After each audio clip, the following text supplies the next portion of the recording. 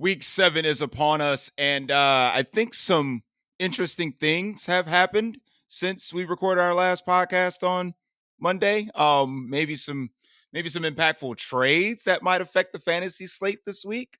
We here on the DFS Deli are here for you, the people, to break everything down as we enter the Week 7 main slate. Turn on the open signs. It's time to go to work.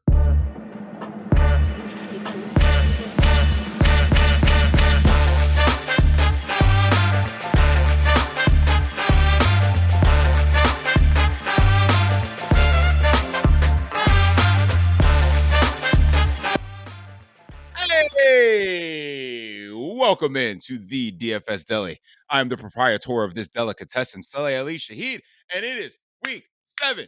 It's time to break it all down with my main men in the deli, working. Chill coming off fresh of the overtime shift he pulled on Monday. Welcome back. And Baker in a new locale for the time being. Welcome back to work. Guys, Baker, Chill, what's going on, man? Welcome back to work. I mean, it's good to be back. I had to pick up that holiday shift on Monday. I was off from one job. I needed to pick up another, so it was cool. Let's get ready to dive on in to week 7 here, and see what we got cooking. Dive on in. Baker, what's up, bro? How's everything going? Well, as you mentioned, I'm in a different location. Currently living that hotel life again. Currently watching the New York Liberty, about to win Game 3, go up 2-1 in the WNBA Finals because Sabrina Ionescu just hit a cold-blooded 3. It just so nice. It was so nice. I'm clearly seeing the boss man showing favoritism here because I didn't even get a mention or a call or nothing to see if I wanted some overtime hours. That was some bullshit. Listen, I have a budget. I can afford one employee to work overtime. All right. So I already knew who was going to show up to work on time. And we just had to do the impromptu thing, man. But, moving forward, Studer hit me up. He wants to get back on, so I know he'll be working a little bbit. He's our PRN employee, so we'll welcome him back soon. And yeah, man, if anytime that you're not working and you want to jump on, I got some time. We can always talk some football, Baker. But like I said, I the budget here in the deli, I can only afford to pay one overtime employee. So, considering I played Monopoly with you for 27 years. I know you know how to ball on a budget, so I don't want to hear your shit. Hey man, if you're not hip to the most devastating Monopoly strategy, taught to me by one Darius Ziggy Gully back in the day. If you ain't balling on a budget, you ain't running a successful business. So, I'm just saying. But moving forward, the budget will expand because of the people that listen and the potential people that will listen to the DFS Deli, because the only way we expand the budget is to hit the like and subscribe. That's the easiest way to do it. So that's not our tip jar? That's not the damn tip jar. Okay. Bleep everything that guy has to say. I ain't even mentioning his name. He's not worthy of my time or your time or anybody else's time. But we're here. And I just want to let's before we dive into the fantasy stuff, because obviously that's what the majority of the people here want. Let's talk some real NFL stuff because we had some impactful trades go down, and I would like your thoughts and opinions on not only the fantasy implications, but more so the team implications as well. For one, my hamstring. Oh, looks like it's all better now. Davante Adams getting traded to the New York Jets. Last time I checked, Davante Adams doesn't play D tackle or linebacker, so I don't know if that helps stop the run. But hey, he's back with his boner boy. It's going to affect the fantasy production potentially of Garrett Wilson and Alan freaking Lazard. Chill, did we not mention Alan Lazard and this love that he has for this man? Like, I get it. The touchdown was on the Hail Mary, but it's always Alan Lazard. I think he leads the league in touchdown receptions, or he's tied. Yeah, he's tied. Yeah. Ridiculous. Yeah, And then, right. of course, the other impactful trade was Amari Cooper leaving the Cleveland Football Browns to go to the Buffalo Bills. Um, that one is a steal for me, in my opinion, from the Bills, because as you know, in the offseason, Amari wanted a longer contract, bigger money, more money, etc. And what the Browns did was they moved everything to a bonus. So now the Bills get to pay him the league minimum to play receiver, and they gave up a third-round pick. Same with the Jets. They gave up a third-round pick. Devontae Adams restructuring some of his contract to meet the salary requirements for the New York Jets. But, Baker, I'll start with you. What impact does it have on both the Buffalo Bills and the New York football playing Jets from a real-life standpoint and a fantasy standpoint, in your opinion? I mean, I think it gives Josh Allen a legit weapon that he can potentially rely on in those, money downs, the third and shorts. Like, hey, we're running this play to you. I'm throwing to you. Get open. I think it gives Josh Allen that security blanket. I also think it actually kind of states a little bit about Keon Coleman, and potentially he hasn't developed this season as quickly as they may have hoped. The fact that they were even looking for a wide receiver. So I think it also speaks to that when it comes to their, second round pick. When it comes to Devontae Adams, from a football sense, I was telling somebody on Tuesday when the news broke, I don't get it. Because like you said, he's not helping out in a lot of different ways. Yeah, it spreads the offense out. You can't double Garrett. You can't double Tay. A lighter box for Brees Hall, this, that, and the other. But that team has a lot of holes right now. Protecting Aaron Rodgers is one. Getting a consistent pass rush is another. And at times, Sauce Gardner hasn't been, everything that he was his rookie year, and he's gotten sauced a little bit himself. So there's, like I said, there's just a lot of holes on the Jets right now, in my humble opinion. And though, Tay is a fancy new toy, I think that just is going to cause they will score more points potentially, but I don't think it's going to make them a better team. Yeah, I couldn't agree more with that. That was a lot of valid points. It's just, yes, your offense can help your defense by sustaining drives, and obviously scoring more points is the name of the game, of course. But like you said, they're 2-4 and they've beaten two bad teams. So like you haven't even proven yourself to anybody worth playing against. So yes, I agree. Does it make your offense fancier? Sure. But at the end of the day, Aaron Rodgers got what he wanted. He got his head coach fired. He got his boner boy in Devontae Adams, and now you have to start winning football games. That's the thing. Like, you have to start winning now. So I don't know if that is some, magic elixir that the Jets needed, but it could be a boost, I suppose. But you're running with an interim head coach, and it's going to take Devontae some time to get acclimated with the offense. Yeah, I get it. They played together for years, but at the same time, like you said, Baker, does that really make you better? And I don't really think it does. So I agree with your points. Chill, how do you feel about both these trades? We'll start with the Jets one first. I don't think it makes them better. Devontae Adams is 32. Aaron Rodgers is still 40, right? Like, yeah, they were really good 5 years ago. Like, is that, or 3 years ago, 2 years ago? So last time he was an MVP. So again, it doesn't do much for you. Like, the Jets defense is still fine. Like, their secondary is still really good. I think their pass rush was probably the sad part about their defense right now. Um, their O line still sucks. Like, it's pretty apparent that Aaron Rodgers, basically, it's a 2-step drop and that ball needs to be gone. I mean, that's what it is. Truthfully, I think had they just fired Nat Hackett and left Saleh in there, I think they would have beat the Bills on Monday night. Like, I mean, it's apparent that the offense was the issue, but Rodgers didn't really get along with Saleh. That's well documented. But I mean, I don't think it makes them any better. I think they're taking an L in Pittsburgh this week. I don't care if it's Fields or Russ at quarterback.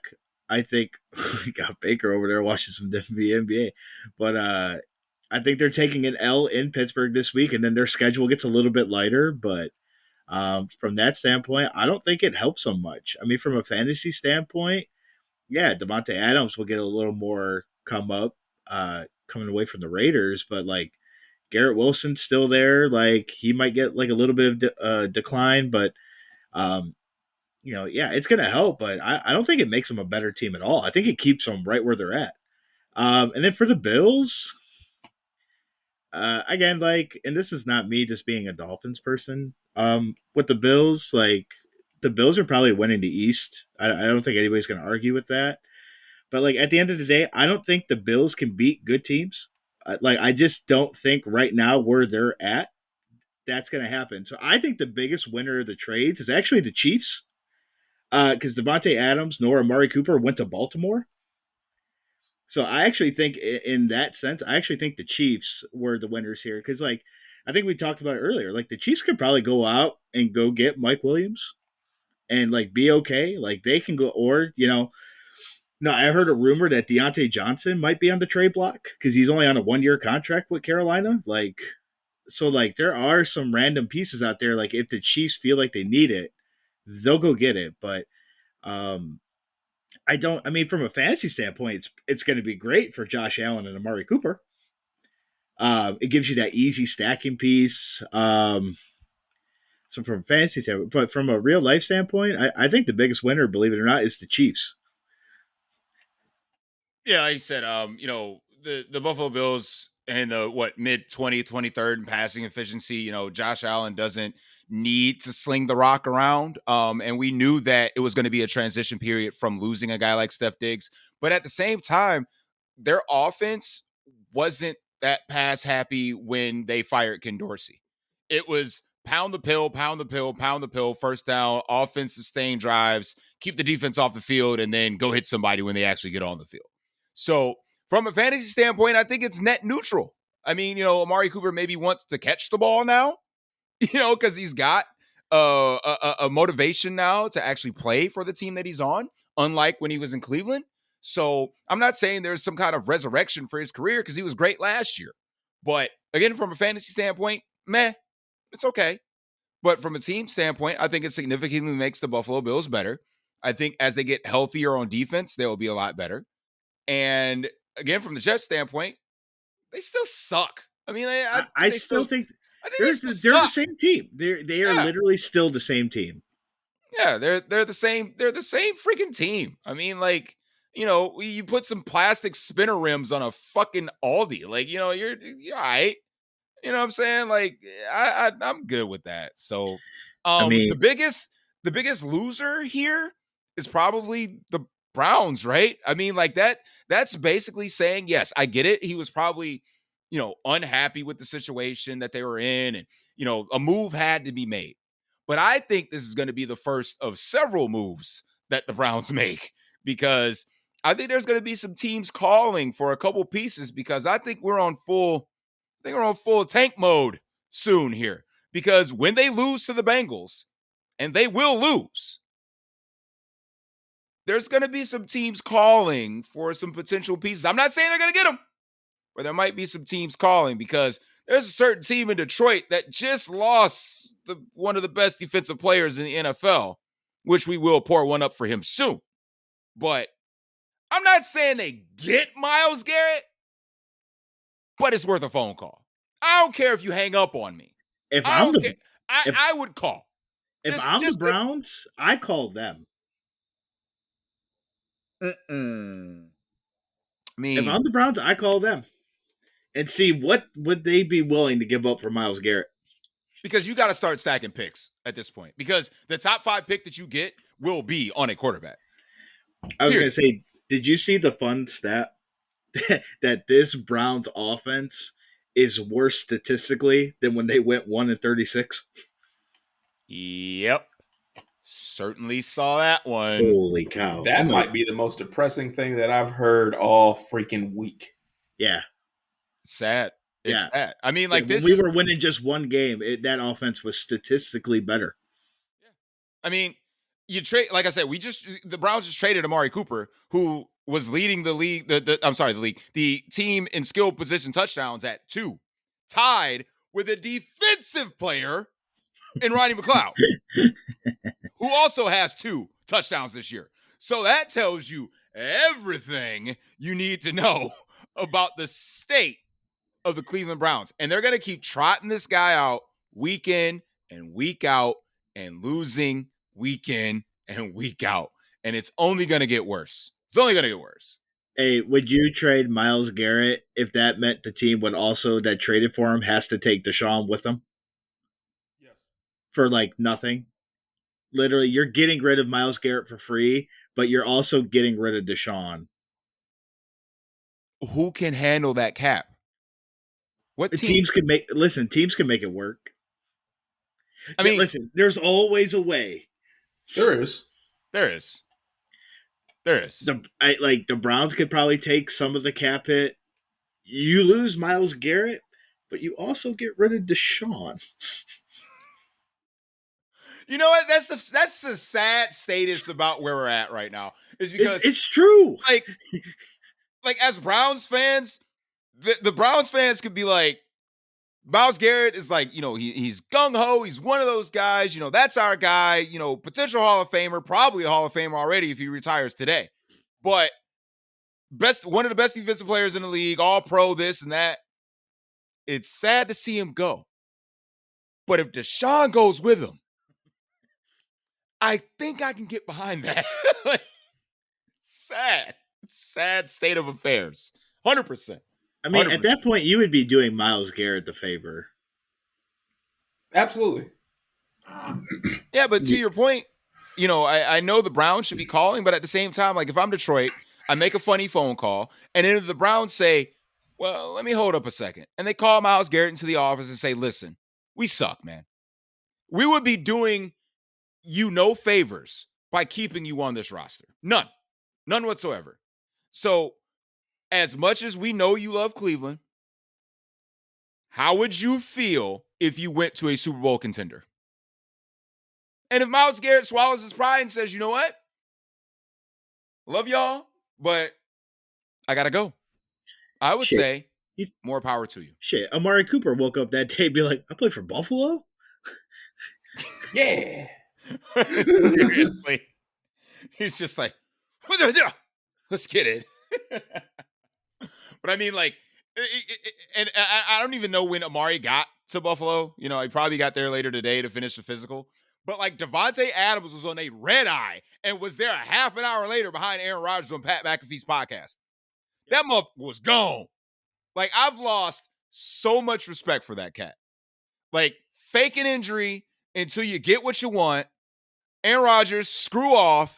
You get your coach fired. I don't think it was him. Yeah. I don't think it was Devontae, because Devontae Adams has never been a disgruntled wide receiver. Now, he's always voiced his frustration, but he's balled out. I think the Raiders didn't want him to get hurt and wanted him to maintain the trade value. I agree. I think that was a Raiders call more than a him call. I think that was Antonio Pierce being like, we don't need this guy. He's not part of our culture. He's checking out on plays. And they just said, you know what? You have a bad hamstring. We'll trade you. That's the receiver's worst nightmare right there. It's just the hamstring. You say hamstring, no one questions you. Nope. How could you? Oh yeah, he's hurt. He's certainly hurt.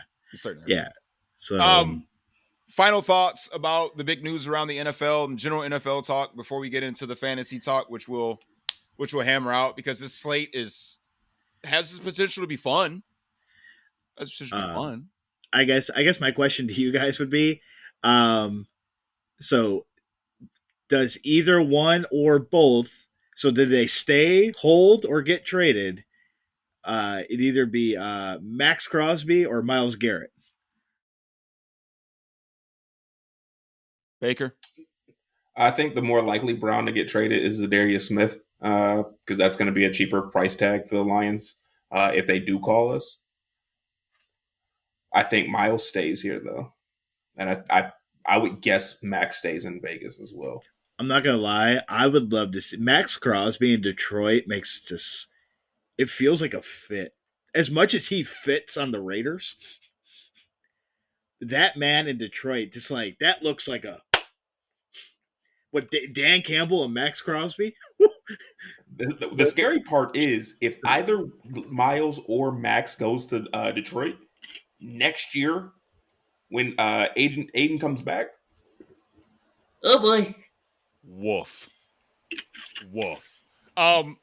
Myles Garrett staying. Max Crosby's going to Detroit. I hope so. He's going I to hope Detroit. so. That'd be cool. Yeah, I mean they have to pull what the Rams did. Go all in. Unless Go Detroit, fuck them picks. Fuck them picks. I think Detroit could trade for Zadarius Smith. I also think they could trade for Hassan Reddick. I mean, I think at this point in time, the Jets might need to do something along those lines too, because they're clearly stating that they are all in. Listen, they are. This Hassan Reddick thing ain't getting worked out. They are either the second worst run franchise in the league or the worst, and the Browns are sitting there battling them out for that. Now, the top two got to be the Browns and the Cowboys. No, the Cowboys have a bad GM and a bad owner because he's the same guy. No, man, I think the owner is okay. I think the owner's fine. I think the owner's fine. It's the GM who sucks. I mean, if they ain't top two, the Cowboys are top three. I think the Cowboys, right? Again, I don't think it's an owner. Obviously, with Jerry being the owner, but I think if Jerry fires the GM and lets somebody run personnel, which he's not, that's never happening. No. I can't say ownership because his kids do draft well. Yeah, that's true. It's just their GM sucks. I mean, the bigger news is the fact that Sabrina Ionescu just hit a cold-blooded 3 to win Game 3 of the WNBA Finals to put the Liberty up 2-1. Baker, our 1.5 viewers that may care about that appreciate it. Well, Baker's one of them, so I wonder who the other half is. Anyway, gentlemen, let's jump into the main slate. Let's see what we got brewing up for Sunday. But, of course, first, you know what we have to do. For those of you at home and watching on YouTube, listening on the podcast feed, raise the glass. No one else deserves this. I don't know what else happened around the NFL, but certainly a person that didn't deserve what he got, Aiden Hutchinson. We wish you a healthy, speedy recovery from that gruesome leg injury you suffered on Sunday. It's a tough loss for the Lions, and it's a tough loss for us as a football family. Aiden, we wish you a speedy recovery, my friend. For you. You're forgetting one person. I didn't forget anybody. How could you forget? Wow, you really forgot your family like that? Bro. First of all, like I said, family? Aiden Hutchinson is on a pedestal up here. My little cousin will be back next week. Okay? He's getting knee surgery. No. He's getting knee surgery. Oh, he's getting surgery? Oh, yeah, your cousin ain't coming back.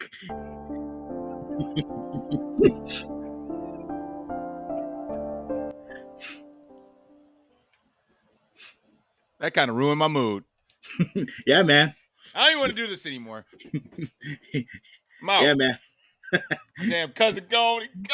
Fucking shit, man. I ruined my night. Sorry, he's going to stay on my fantasy roster, Baker, just to spite you. I mean, that's perfectly fine. Your fantasy roster is going down in 2 weeks. We'll see. I picked up the homie Bub Means, so we good to go. I mean, I wish old Bub was on the main slate because we can talk about Bub Means. We can talk about it. I'm just saying, unlike the actual Browns, ever since I changed my name to Osama bin Watson, undefeated. Just saying. Undefeated. Osama bin Watson. Oh, my God. All right.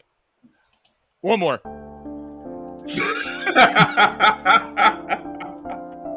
Today marked the announcement of the retirement of one of the greatest Browns receivers of all time, Josh Gordon has officially retired from the NFL, and I hope you're high somewhere, toting up, enjoying everything that life has to give you.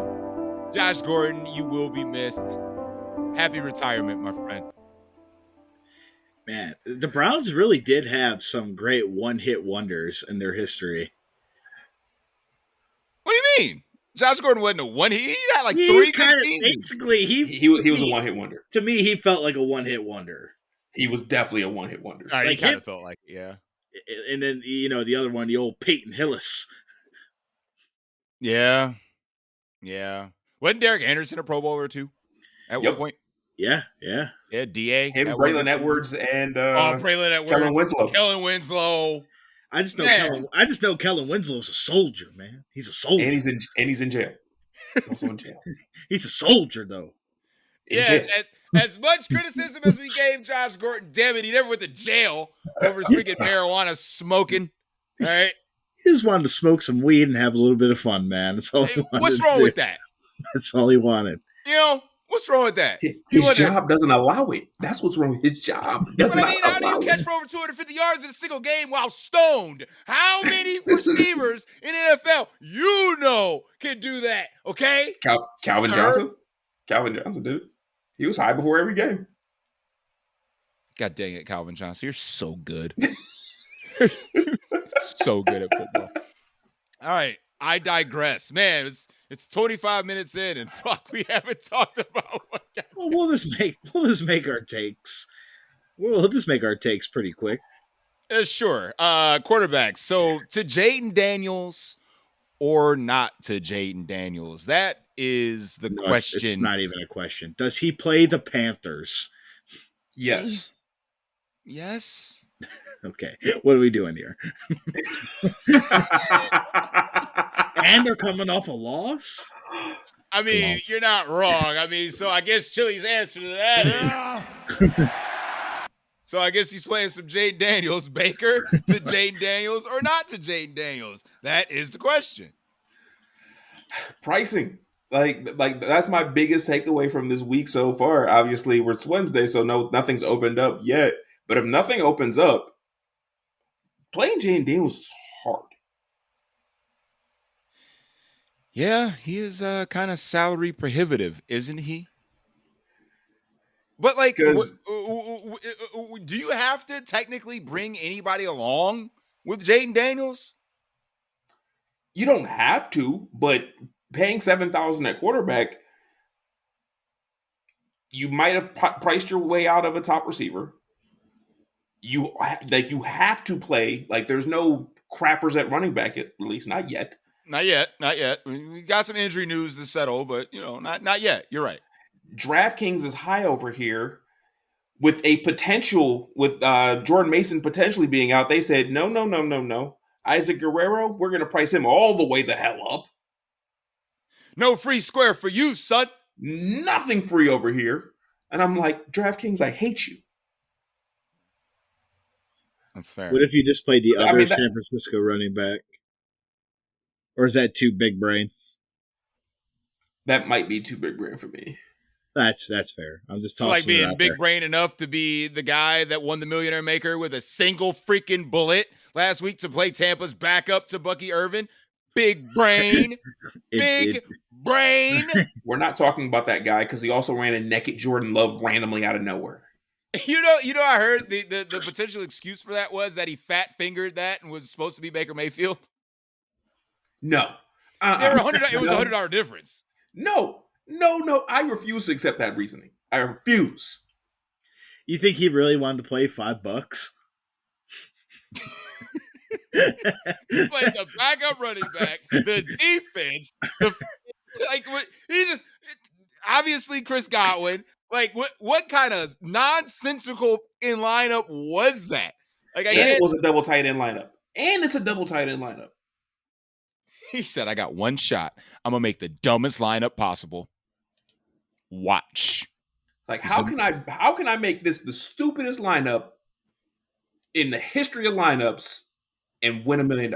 It's a terrible lineup. It was a terrible lineup, period. It was terrible.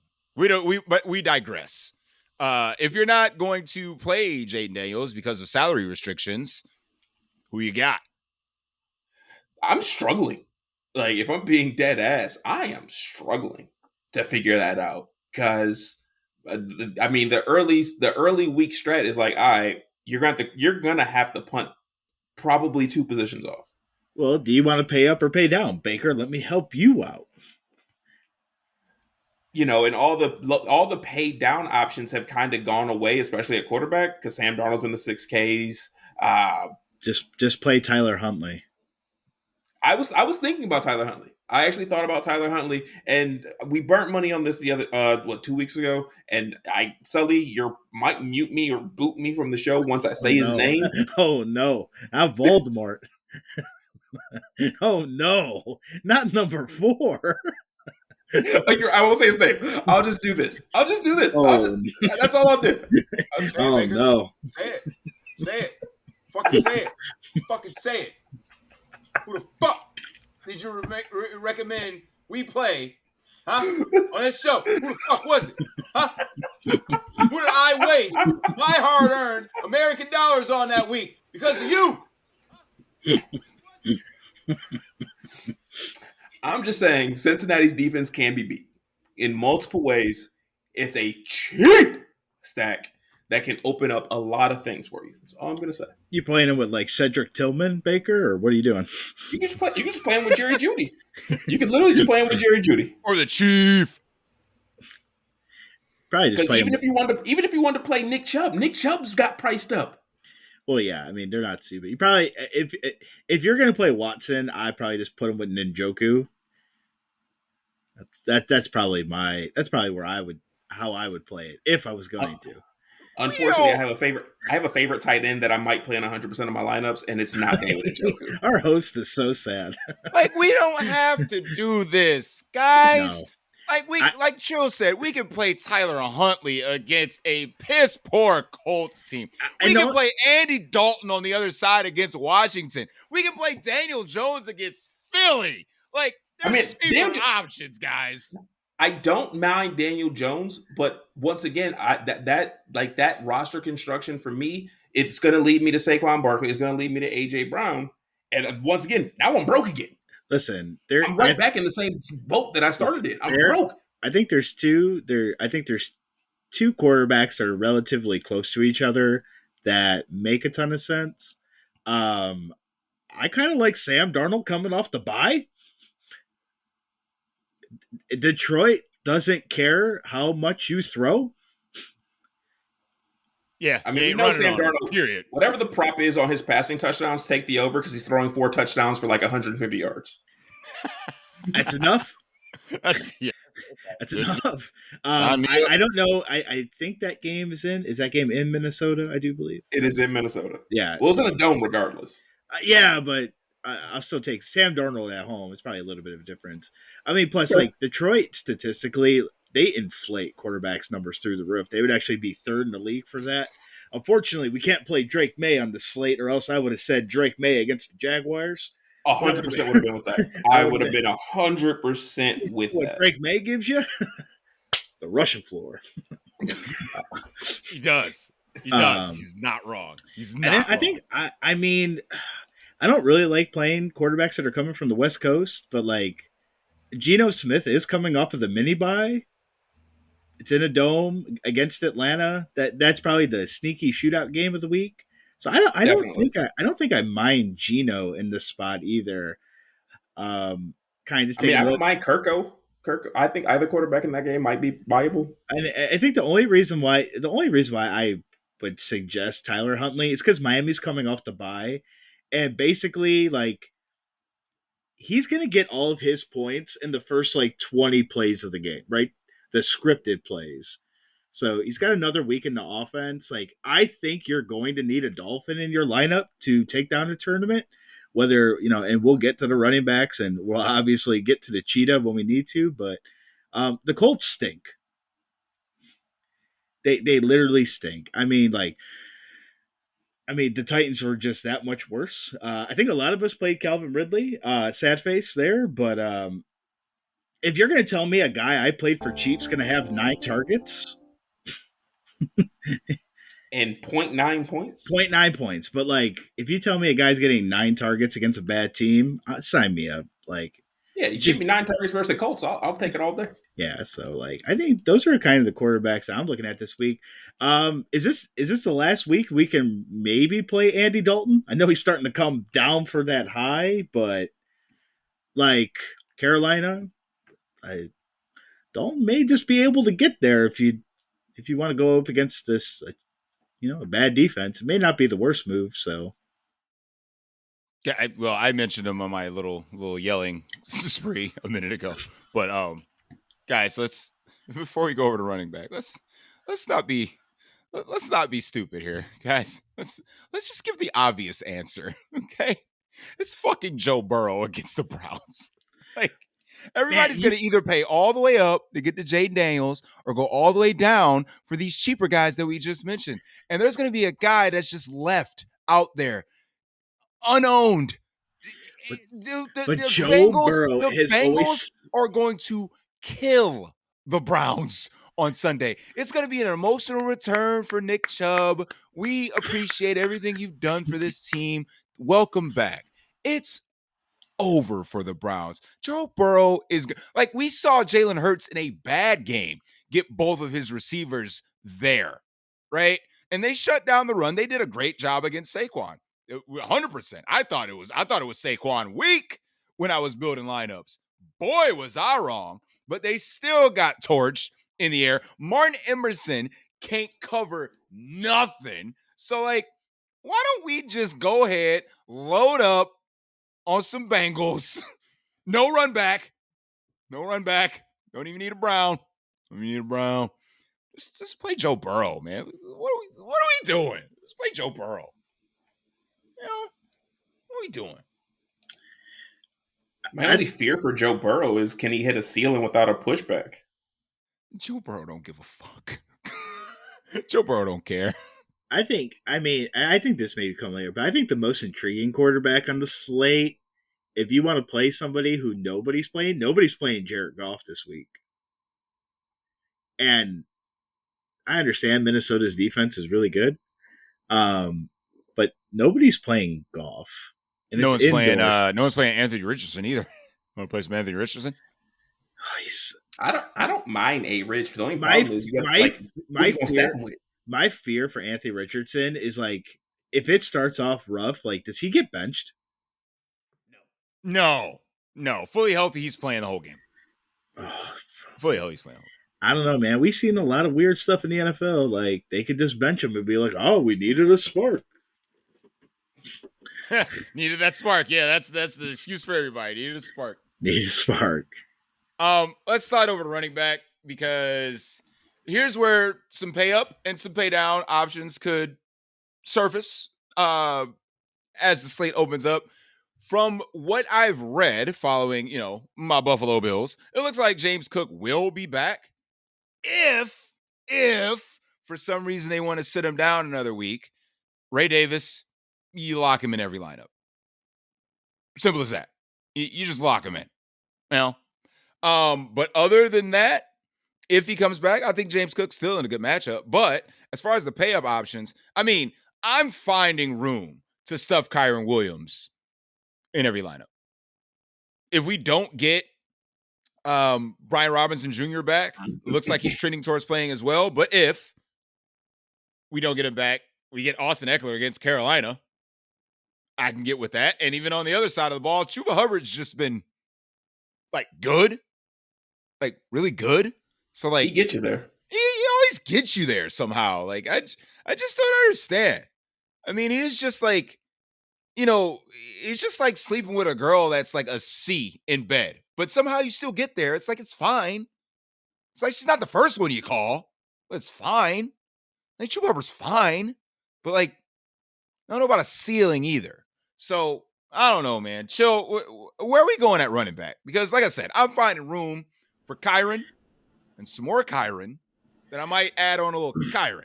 So other than Kyron, who you got? I think Kyron obviously would be my first choice if I can jam in Kyron Williams. You mentioned Brian Robinson Jr. or Eckler. I think it makes a ton of sense. The Panthers do allow the most. Let me get this stat right here. Allow the most points to everybody in every asset. I mean, actually, you would think that way, but like their running back discrepancy is so big, like their quarterback numbers actually get inflated. So they do allow the most projected fantasy points allowed over expectation to running backs, which they're pretty far ahead than the next team, which is the Colts. So like again, I think you play one of the Dolphins guys here. I think they're both good value for the matchup that they're in. I actually think you can go right back to Tony Pollard against the Bills. The Bills' weak point on defense has been the run game. So I don't think Tony Pollard's going to be a terrible option here either. The Titans' defense can probably keep that game in check-ish, unless Josh Allen does have a Superman game, which he's always capable of doing. But I do like Pollard here. Again, I think one of the Dolphins guys is always going to be key. I don't know. Do we just play Joe Mixon until like he really has a bad game? Because he's broken the slate twice. Right. That's just one dude I can never click. I like clicking Joe Mixon in my lineup. Like that's the weirdest game to dictate on the slate is that Houston Green Bay game. Like that game could be 40-40. It could be 20-17.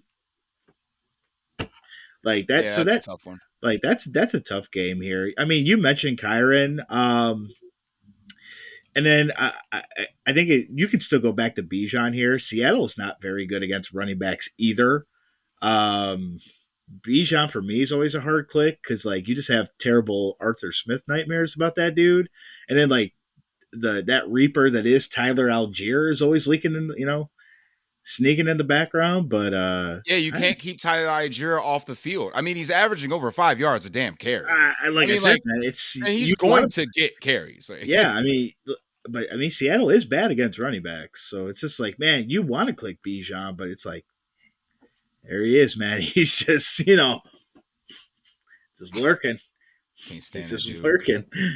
So, Baker, I'm gonna let you mention it. Who did we mention that running back that has some narrative this weekend? Who has narrative? Yeah, could be a certain revenge game for a certain running back. Yeah, there's a big revenge. Oh yeah, that one. It's a very obvious one too. Yeah.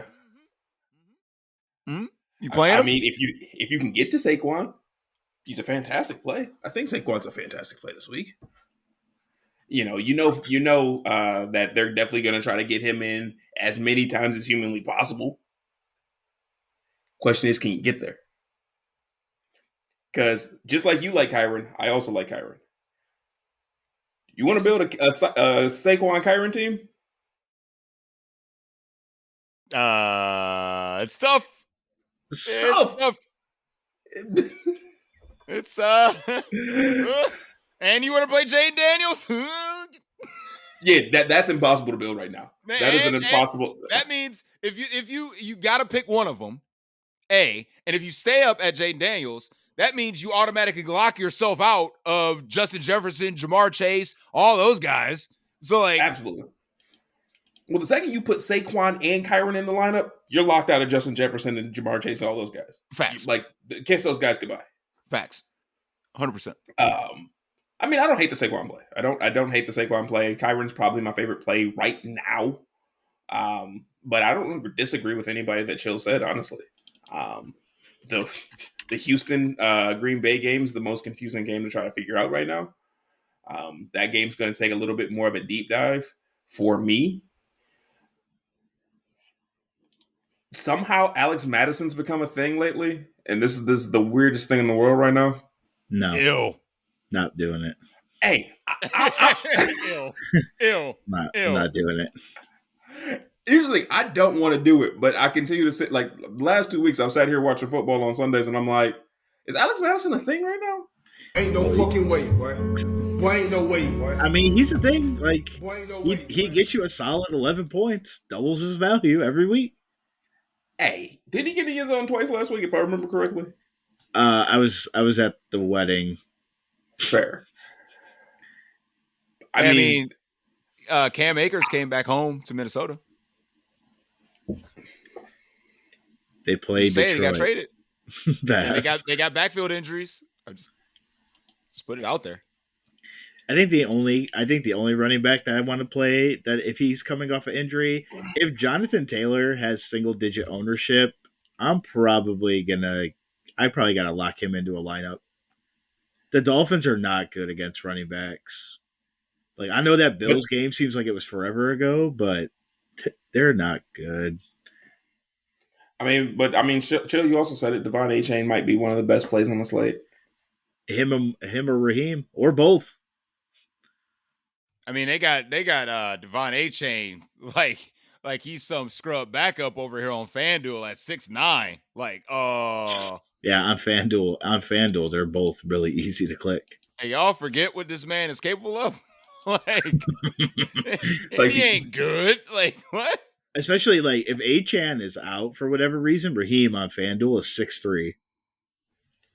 I mean, if A-Chain's out for whatever reason, that Darrell Wright is in play. I got Devon A-Chain with a P tag right now, so it looks like maybe all systems. I couldn't play right. That's just too big brain for me, but it makes sense.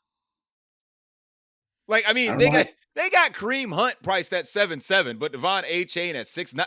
Okay, FanDuel. Okay. Go home, FanDuel. You're drunk. Hey, y'all can't even get Amari Cooper's profile picture right. Like, I got that man zoomed up on his chin. Right. About to just do the whole rest of the show like this. Hey, that's his picture. This is Amari Cooper's picture on FanDuel. Unless it's corrected by the time you listen to this podcast, this is what we're looking at. So this is uncomfortable, but accurate. So if Ray Davis is the starter, is he a lock at that point? You have to. I feel like at that point to. Well, okay. What is his price? I don't even know Ray Davis. He's 5'4" on FanDuel for context. On DraftKings, he's 5'2", I believe.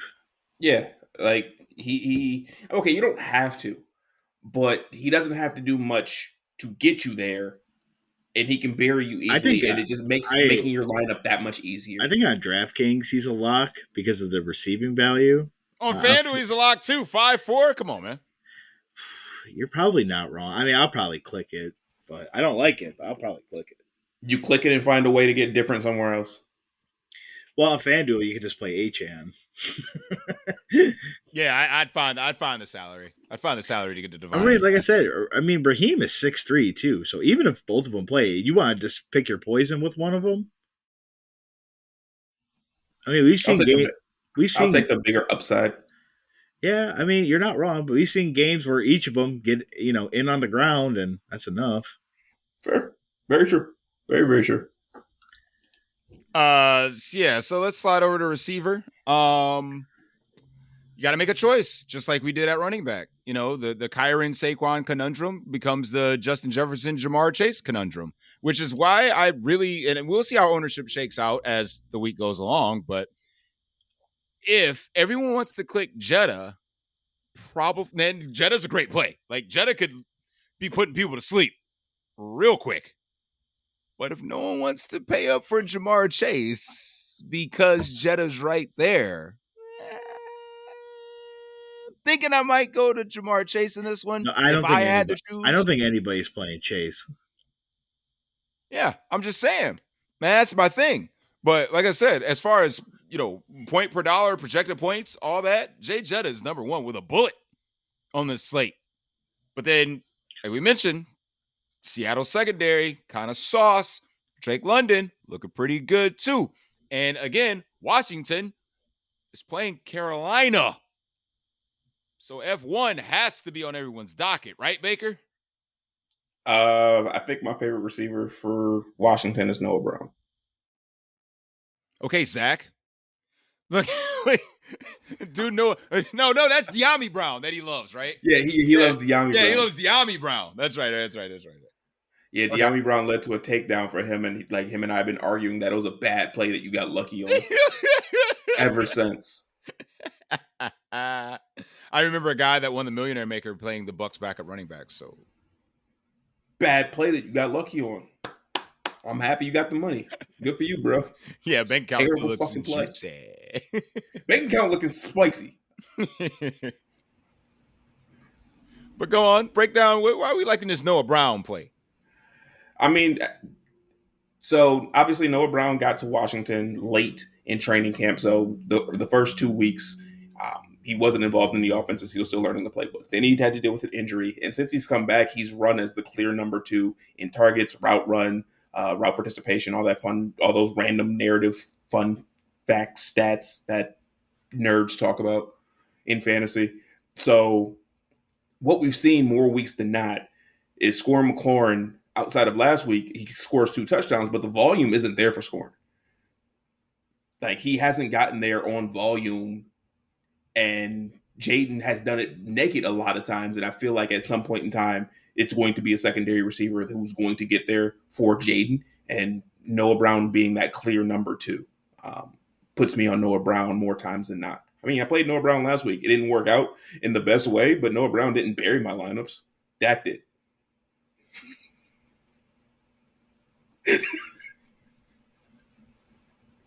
Let's not talk about Dak Prescott right now, please. Sorry. They're on bye. F the Cowboys. They were Moving on bye last week too. They were. They definitely were. Are the Detroit offensive linemen on the slate?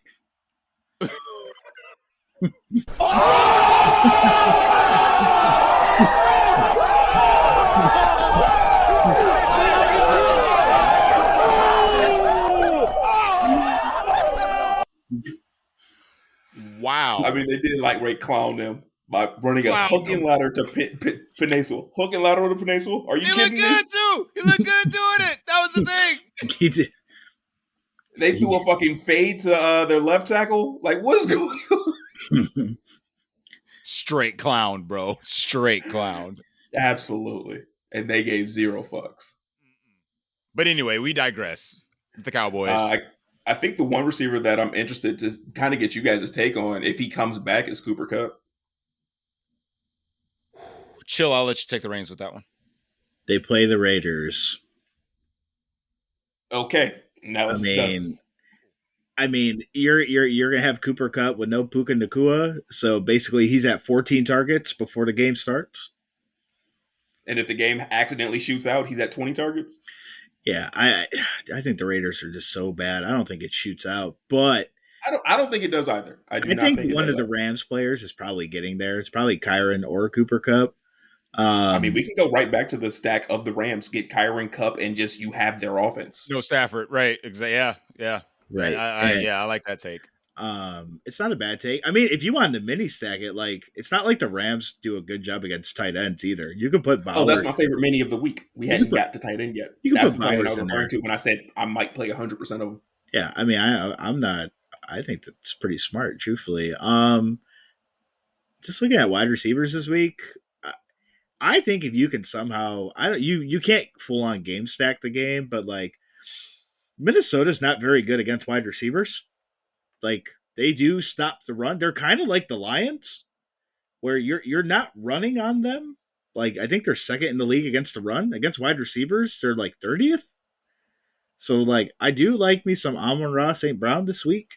Again here, I think if both of these teams are just going to focus on shutting down the run, if Jared Goff has time, like I know the Vikings blitz a lot, but like if he gets time, it's like their secondary is not that good.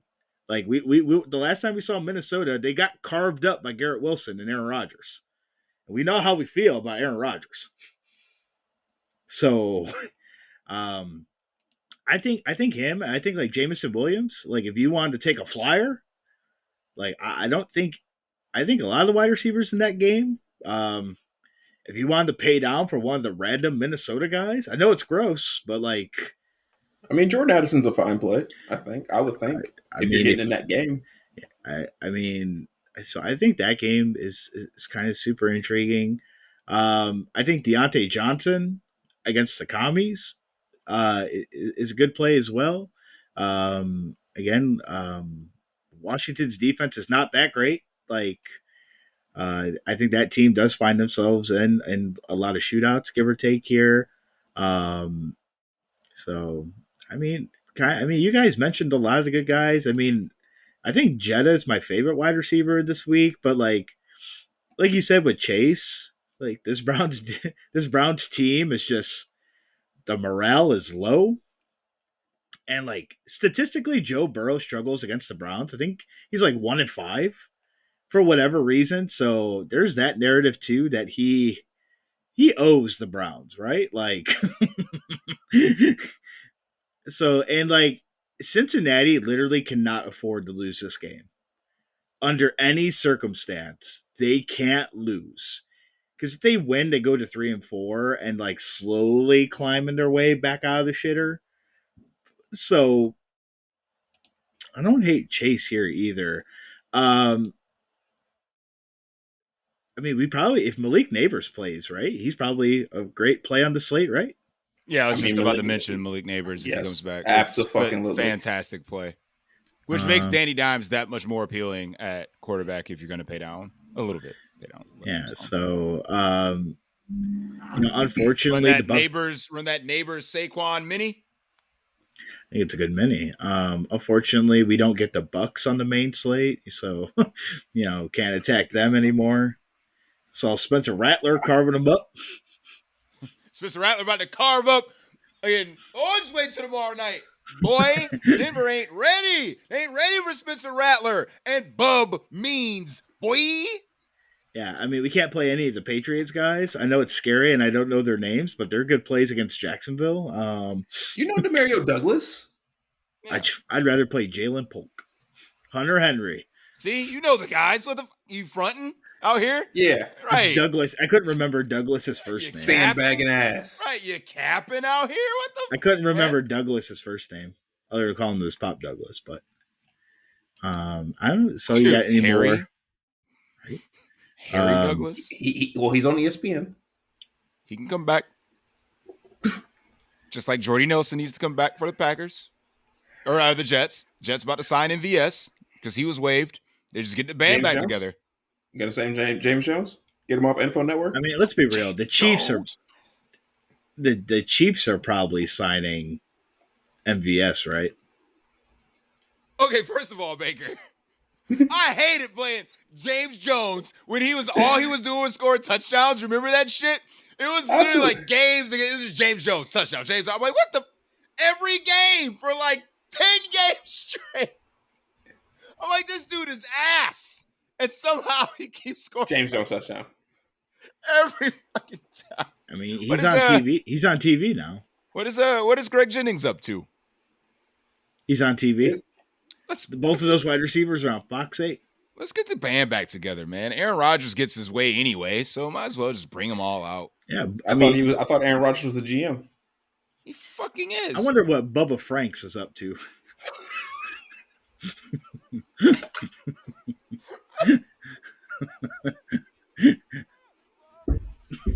Not Bubba Franks. Is Mercedes Lewis still in the league?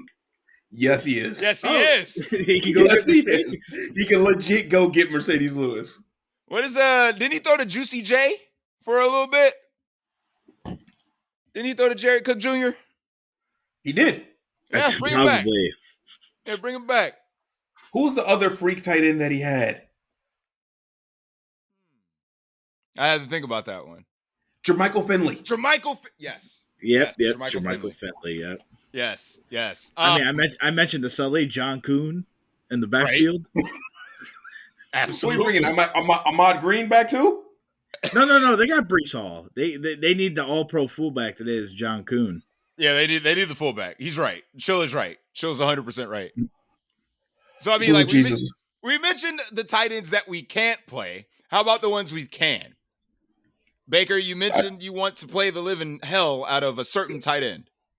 Brock Bowers. Like I'm playing Brock Bowers. Okay. Period. Okay. Play Brock Bowers. Is Paul Heyman coming down to the field with him? Or that is his client, right? Wrong Brock. Aw. Brock. Doesn't Wrong Brock. doesn't the other Brock play for the Lions still? Yes. Brock Wright.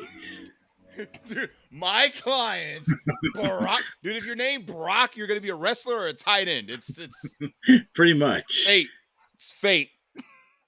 Pretty I'll keep that in mind if I ever accidentally have a boy. Your name is Brock Baker. It does roll off the tongue a little bit, though. I'm not A gonna little lie. bit. It's actually not that bad. It's kind of hot. Yeah, it's kind of hot, Baker. It's kind of Even hot. though I don't want kids, I still don't want kids. But it's like, all right, I might accidentally try to have a boy now. Hey, damn, man. Just for that. Brock Baker. Yeah, I like that. Or you could be the Pewter City gym leader. Yeah. Your main Pokemon could be Onyx. Just Yep. saying. That's a reference that's way over Baker's head, by the way. That's all right. There's a lot more viewers that'll get that than the WNBA stuff. Nerds. Bet. Any amount, chill. Any amount. Baker, Bet. Baker, you're losing that bet. I bet you more people know who Sabrina Ionescu is than whoever the hell you just said Pokemon And related. Brock?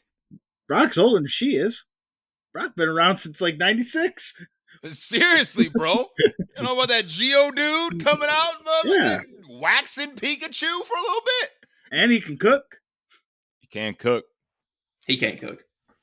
Oh, Brock can cook. He can't cook. I think the best tight ends play on the slate is probably George Kittle. Kansas City's defense is good against everything but the tight end. Just seems like that's the only thing they tend to just let beat them. Mm-hmm. I mean, other plays again. I know it's really gross, but maybe Jonnu Smith if you want to punt. Not Jonnu Smith. Yeah, Indianapolis is so bad. God damn Wrong it. Smith. Like the Smith you were supposed to talk about was in the wide receiver section and Juju. No, we will not Juju on said beat, my friend. That's the other weird game on the slate. I bet you Juju ends up being chalky though. Oh, Juju gonna be chalk. Right? No doubt about that. You're 100% right. And he shouldn't be, but he will. Which means he's going to hit for some dumbass reason. Dude, I'd rather die than lock a Juju Smith-Schuster in my damn line. What year is this? Yeah, you give me a 15% Juju Smith-Schuster. I'm like, yeah, pass. No. I mean, Green Bay is also kind of bad against tight ends. If you want to play, if you want to talk yourself into Dr. Schultz, I don't think it's bad either. Again, at this point, you're playing Kittle or Bowers, or after that, it's like what fits in your lineup.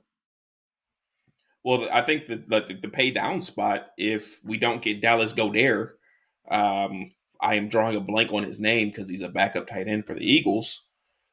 Give me 30 seconds to remember what the hell this dude's name is, but yeah, that guy.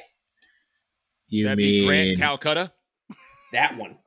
You don't want to play? No, I know Jack that's not his Stoll. actual last name, but I'm gonna call him Calcutta. Calcaterra? Yeah, it's Calcutta. Calcutta. It's Calcutta. I didn't know if I was pronouncing it right. So mine was more of a general question, even though I didn't phrase it like that. It's Calcaterra, yeah. But I'm gonna go. With what I said. Grant Calcaterra, Grant Calcutta, Grant Calhoun, whatever the hell you want to call him. I mean, if we don't get Dallas Goedert, yes. Your best value tight end as of today is Colby Parkinson for the Rams. I would rather go down and play a tight end that's going against Washington and just play Jatavian Sanders again and be fine with my 4 for 40 and walk away. It's an easy. That's how you play the commander side of it. You run that Dalton double, right? Run commies. Maybe that's run the millionaire double with Jatavian Sanders and maybe that's Deontay Johnson. Yeah. Maybe that's the Millie Maker lineup. Is 4 Panthers. Oh, with no Dalton. With Jaden Daniels. With no Dalton. Right. No Dalton. Yeah, right. This time it's going to be with it won't even be Jaden Daniels. It'll be with, I don't know, Geno Smith naked. You play the San Francisco backup. Oh, the backup running back to Guerrero. I don't know how to pronounce his name, but Isaac Guerrero. What is it, Guerrero? I thought it was something else. I knew it began It with is. a G. It is something else. I'm saying Guerrero. We're Okay. saying Calcutta, Calhoun, All right. The people know who we're Guerrero, talking Eddie about. or Vicky. I don't care. It don't matter. You don't want no Play the Chavo? backup. No Chavo? Chavo, right? Don't matter. Don't matter. So many Guerreros being mentioned on this show. Yeah, one doesn't play for San Francisco because that's not his damn name. You don't come here for stats and analytics. You come here for the entertainment. Welcome to the Deli, everybody. Are we done with this stupid position? I was done after I said Brock Bowers. I was done. I said Bowers, Kittle, whatever fits. Jatavian Sanders. Book it. I played a lot of Jatavian Sanders last week. Me too. I did too. We all here in the Deli put some Jatavian Sanders.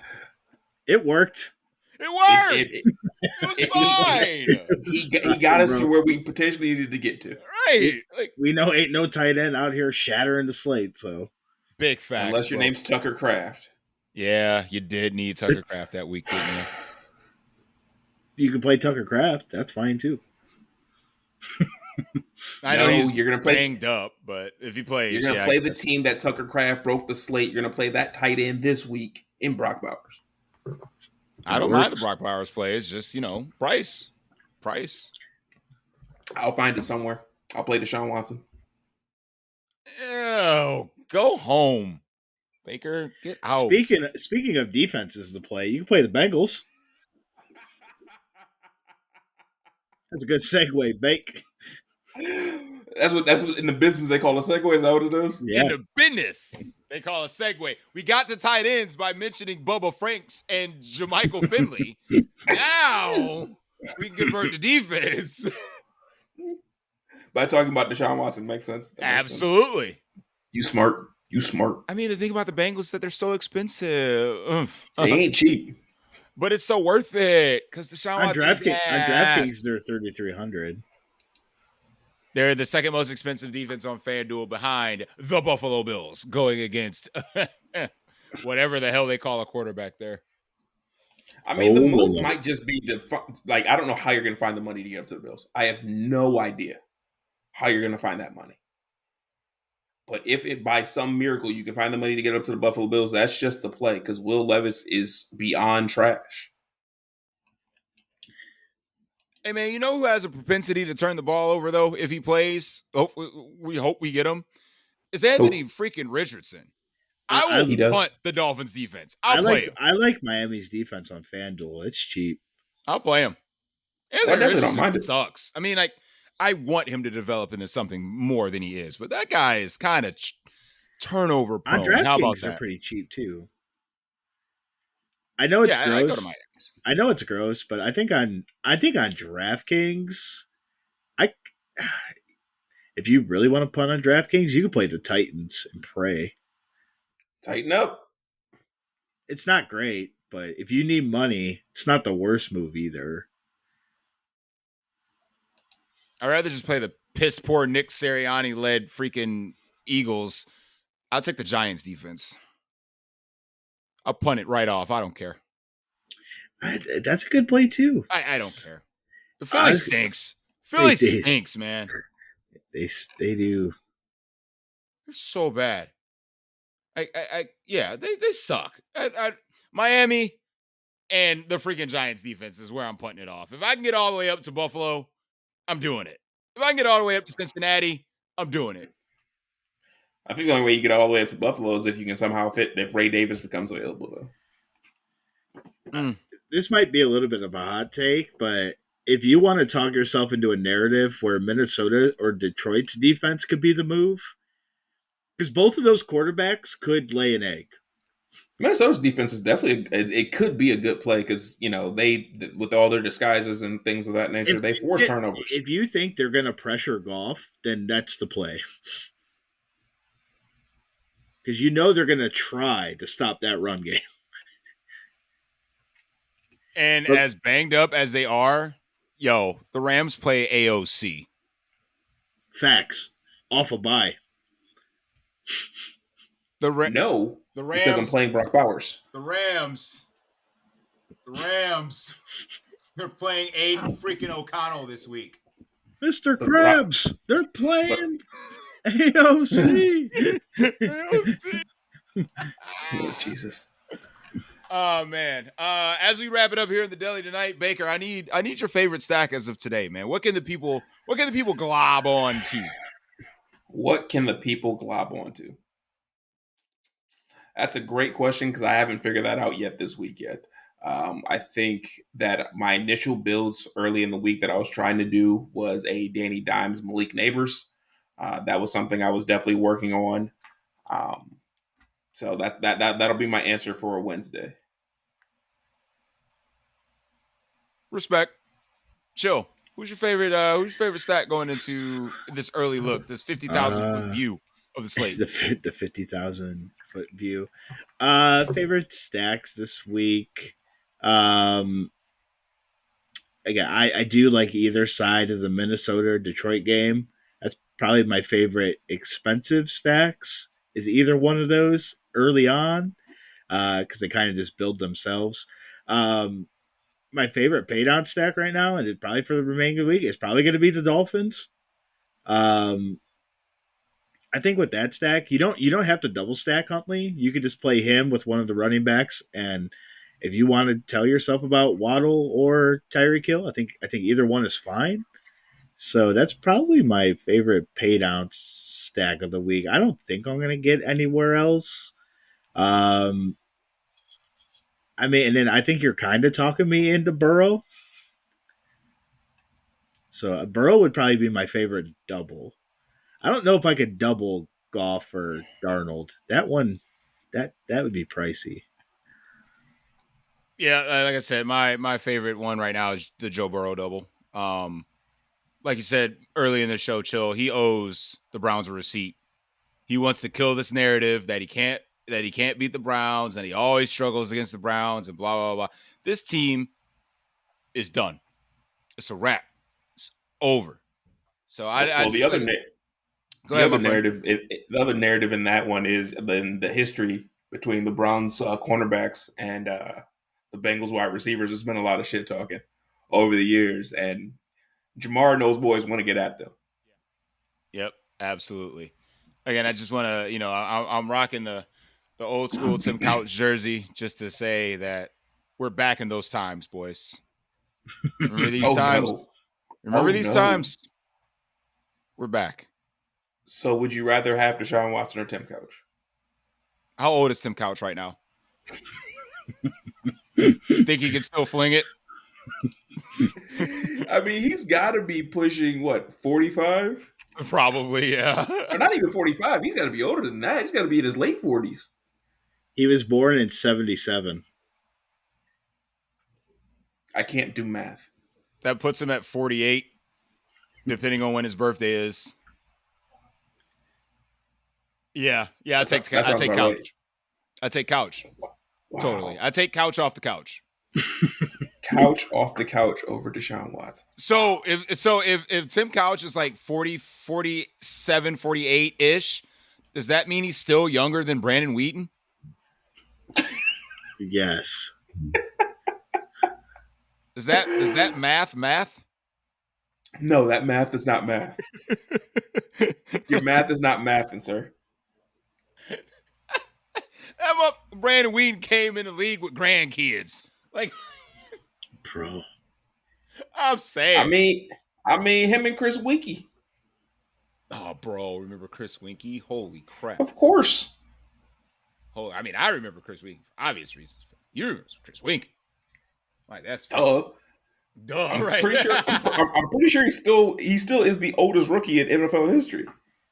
That is amazing. Unrelated note, Tim Couch only had 64 passing touchdowns. Just tossing that out there. I pulled up the old Wikipedia. That's beyond me. I remember when Peyton Manning and Mahomes passed for like 50 in a season. Yeah, those were the days, weren't they? Those were the days. Tim Couch got sacked more his rookie year than passing touchdowns for his entire career. You know who's on pace to have more sacks than that? I'm sure Deshaun Watson. You know, it'd be cool just to see 200 yards. Just to know that it can happen. You know, it'd be cool if we could see the 1-16 Browns versus these Browns, because I'd pay to see it. You know how fucked up it is to even say that? That is so fucked up. Dude, I'd pay to see it. Wouldn't you? You'd go to that game, wouldn't you? I probably would. Yeah. I probably oh, would. yeah. I get some good seats, too. I'd pay up. Pay up to see that team. Freaking, what was that? See Hugh Jackson versus Kevin Stefanski. We get that epic quarterback matchup of Deshaun Kaiser versus Deshaun Watson. Give me Deshaun Kaiser. Give me Deshaun Kaiser all day. Give me Kaiser. Yeah, give me Deshaun Kaiser all day. Like, yeah, that's the thing. We had Deshaun Kaiser as our quarterback, and he has been supplanted as the worst Deshaun. We now have the new worst Deshaun as our quarterback. And he was cheap. He was cheap. He didn't cost us shit. We've been like, what, a third rounder on him that year? Like, I do believe so. Oh, man. What are we doing with ourselves? What are we doing? Oh, my God. I'm sorry. We're running long because we had the football talk, and we've had a lot of retro references in this show. Baker, bowl call, please. Please. 10, 150, and 2. Brock Bowers. Bro, do you know who their quarterback is? 10, 150, and 2. Do you know that Aiden O'Connell is their quarterback, man? 10, 150, and 2. That's 3. 2. Chili. Yep. So we didn't mention him in the wide receiver spot because I was saving it for this. I think the cheetah reminds us who he is. And unfortunately, he probably won't put you to sleep because he'll be low owned. But I think the cheetah is coming out.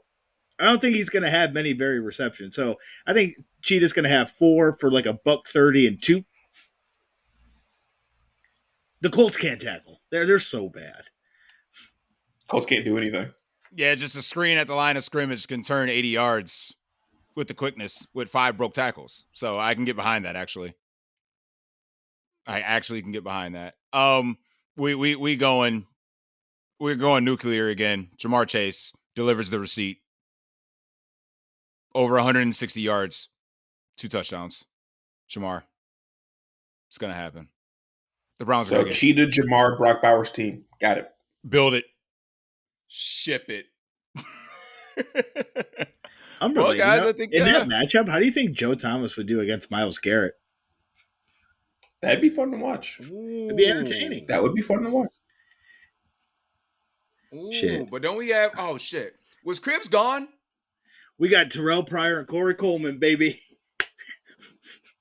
Corey Coleman? Terrell Pryor.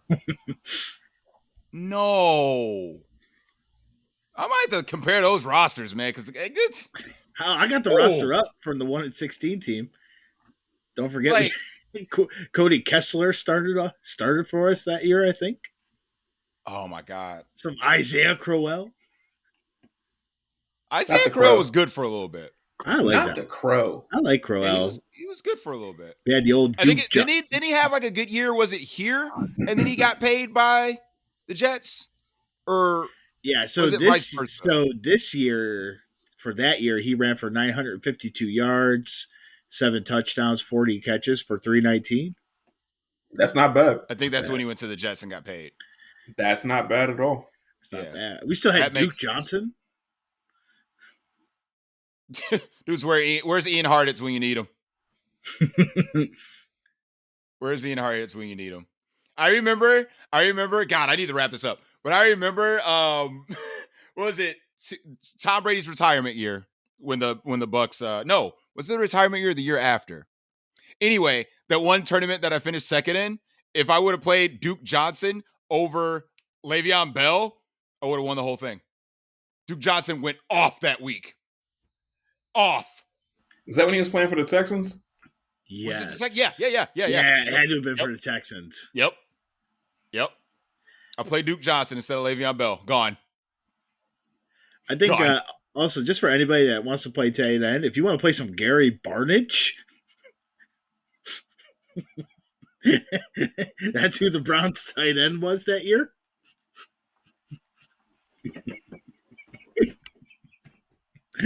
Yep, that'll do it for Baker, for Chill. Studer, I'll see you on the next one. This has been the DFS Deli. We're going to close up the shop. And, of course, you all at the top.